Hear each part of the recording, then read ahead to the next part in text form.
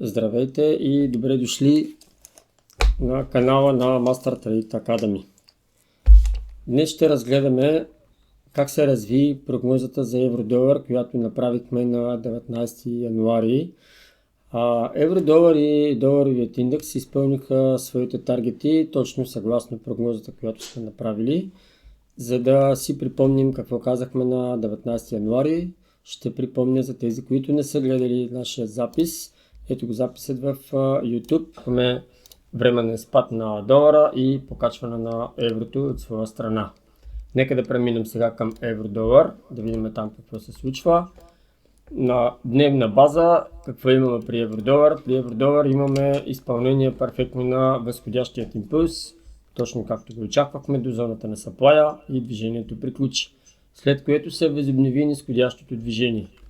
Нисходящото движение не успя да достигне тейк профита на свипа. Ето тук имаме един свип. Тейк профита за много малко не можа да бъде достигнат. И предполагам, че по-скоро цената ще направи корективно движение, да си тества базата, която не е тествала и да направи оптималния си вход в зоната на ОТ.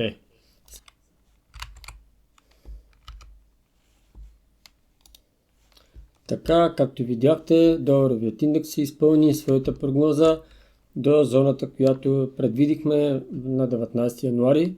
Нека да видим еврото.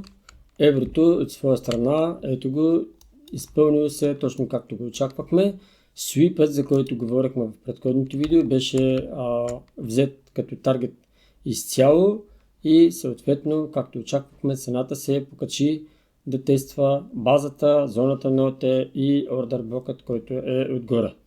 На този етап може да се каже, че потенциалните първоначални таргети са изпълнени, но има вероятност цената да навлезе още малко по-дълбоко навътре в тази зона на ордер блока, след което очакваме да възобнови нисходящото си движение в нисходяща посока. Нека да се върнем за малко при доларовият индекс, да погледнем там.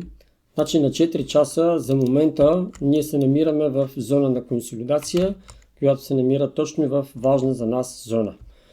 Но има едно нещо, което можем да кажем, че би допринесло за още малък спад на цената, а именно това е зоната на дисбаланса, който е в тази сива зона.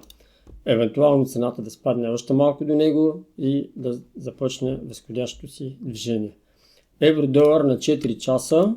Нека да видим какво направи. Евро-долар на 4 часа, както казахме на дневна, той стигна догоре, но освен таргетите, тук имаме една конвергенция, чието take profit беше ето тук. Цената си го изпълни, даже преизпълни конвергенцията, но евентуално бихме очаквали още едно леко покачване нагоре, което би могло да доведе до следващия спад, както очакваме в нисходяща посока да се събере вече дисбалансите, които са натрупани в зоната на цената от 1.15.600 до 1.15.300. Предстои да видим какво ще се случи. Това беше прогнозата за 23 януари евро-долар. Благодаря ви за вниманието. Не забравяйте да ни подкрепите, като се абонирате за канала и ударите бутончето лайк с палеца. Успех на всички!